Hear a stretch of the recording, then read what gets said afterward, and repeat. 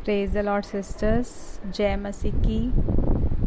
मैं विश्वास कर रही हूँ कि आप उत्पत्ति को पढ़ते समय बहुत इन्जॉय कर रहे हो और नई नई बातें सीख रहे हो। आज हमारा चैप्टर है 4th एंड 5th, जहाँ पर हम लोग देखते हैं केन और हाबिल को।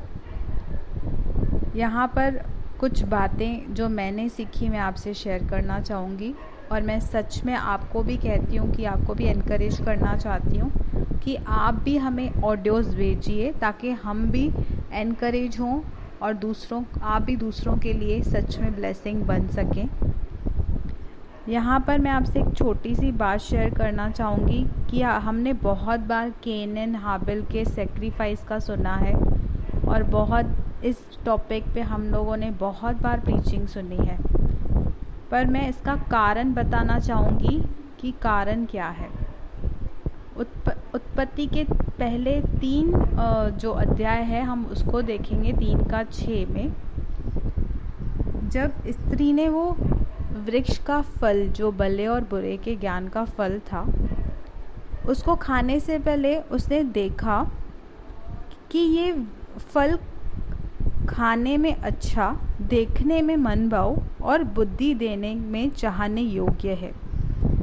यहाँ पर वो पहले देखती है, और मतलब ये यहाँ पर जैसे वचन लिखा हुआ है, ये नए नियम में इसका एग्जाम्पल दिया हुआ है, पहला यूहन्ना 2:16 में।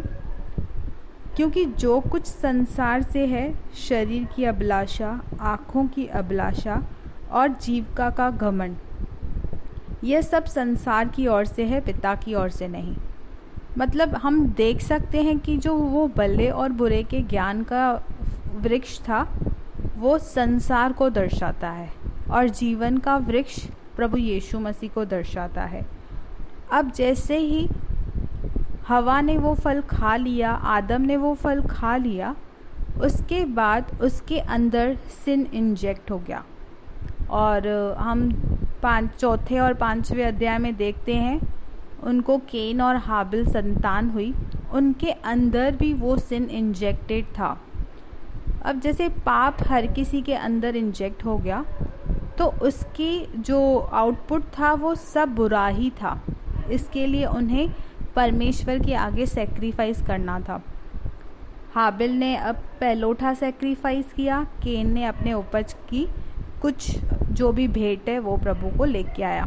हम देखते हैं केन की नहीं एक्सेप्ट की प्रभु ने, और क्योंकि उसके अंदर पाप था, उसके पाप का रिएक्शन क्या निकला? उसके पाप का रिएक्शन ये निकला कि वो बहुत ही क्रोधित हुआ, उदास हुआ, उसके मन में बुराई आ गई।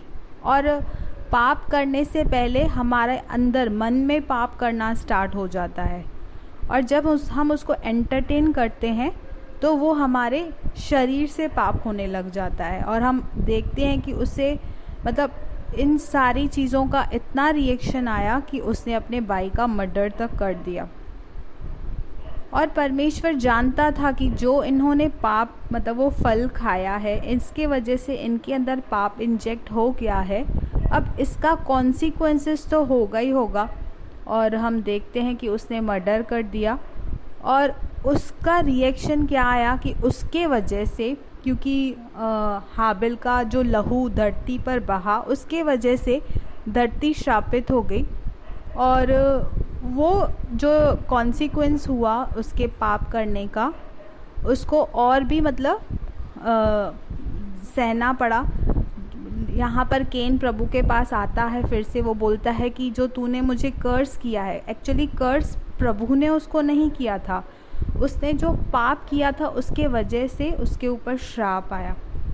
और उसको तो भी वो प्रभु के पास जाता है। प्रभु इतना दयालु परमेश्वर है, वो उसके लिए तो भी मार्ग निकालता है, और वो कहता है कि मैं तुझे तेरे ऊपर एक चिन्ह ठहराऊंगा, जो भी मतलब तुझे मारेगा उसका बदला 7 गुना लिया जाएगा। और 7 is a number of a perfection. हम देखते हैं मतलब कंप्लीटनेस को देखते हैं, मतलब उसका पूरा पूरा बदला मैं लूँगा जो तुझ पर हाथ उठाएगा।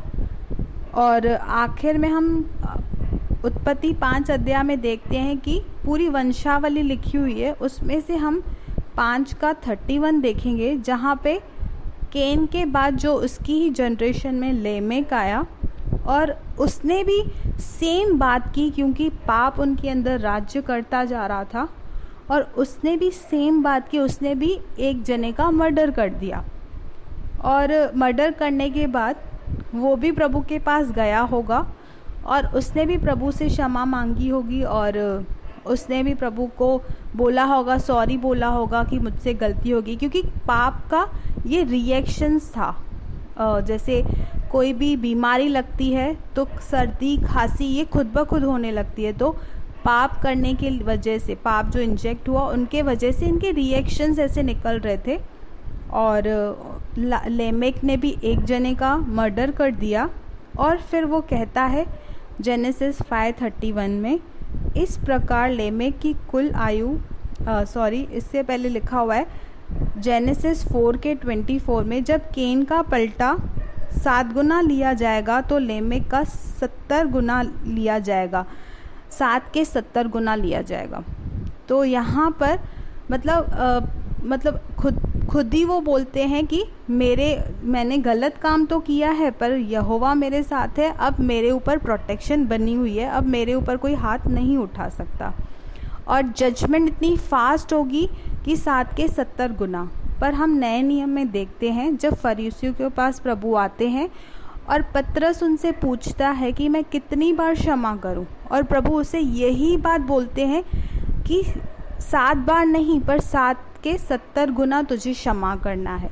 मीन्स वो फरीसियों को सिखाना चाहते हैं कि तुम न्याय करने के लिए जितना फास्ट हो उतना ही तुम्हें क्षमा करने के लिए भी फास्ट होना है। इसी वर्स को याद करवा के, लेमेक के वर्स को याद करवा के उनको बताते हैं कि तुम्हें 7 के 70 गुना तक उन्हें क्षमा करना है। तुम न्याय के लिए तत्पर नहीं बनोगी जल्दी, मतलब मुझे न्याय करना है, पर क्षमा करने के लिए भी तत्पर बनो।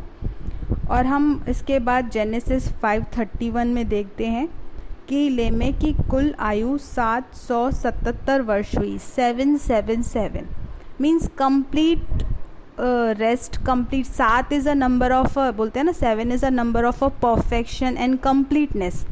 तो हम देखते हैं कि लेमेक की जनरेशन तक परमेश्वर का अनुग्रह उनके ऊपर होता गया। प्रभु इन पे जजमेंट नहीं देता है। पर जब हम उसके बाद आगे पढ़ेंगे नूह के चैप्टर में, वहाँ पे परमेश्वर की जजमेंट स्टार्ट हो जाएगी। तो हम पहले भी अध्याय में पढ़ते हैं कि डे 1 से डे 7 तक प्रभु ने पूरा संसार में बनाया और डे 7 में रेस्ट की, और 8वां न्याय को दर्शाता है। तो यहाँ पर हम देखते हैं कि यहाँ तक प्रभु का अनुग्रह चलता रहा। इसके बाद जब नूह का जनरेशन आया, वहाँ पे परमेश्वर का क्रोध आया, इनके ऊपर न्याय आया, क्योंकि आगे वो पाप और बढ़ता गया। आज भी पाप वैसे ही संसार में बना हुआ है। अब हमारे पास 2 वृक्ष हैं, हमें चूज़ करने हैं कि हम संसार को चूज़ करते हैं कि जीवन को चूज़ करते हैं। और हम सब ने जो भी प्रभु यीशु मसीह में उस जीवन को चूज़ कर चुके हैं। तो हम परमेश्वर के क्रोध के अधीन नहीं हैं, हम उसके अनुग्रह के अधीन हैं, और ये जजमेंट हमारे ऊपर नहीं है। हम उस आर्क में बैठे हुए हैं और प्रभु में सेफ हैं, सुरक्षित हैं। ये जो छोटी बातें मैंने इन 2 चैप्टर से सीखी, मैंने वो आपसे शेयर की, और आगे भी मैं आपको एनकरेज करूँगी कि आप भी प्लीज़ शेयर कीजिए और प्रार्थना कीजिए कि हम इस उत्पत्ति पूरे बुक को अच्छे से कंप्लीट कर पाएँ। प्रभु आप सबको आशीष करे। आमेन।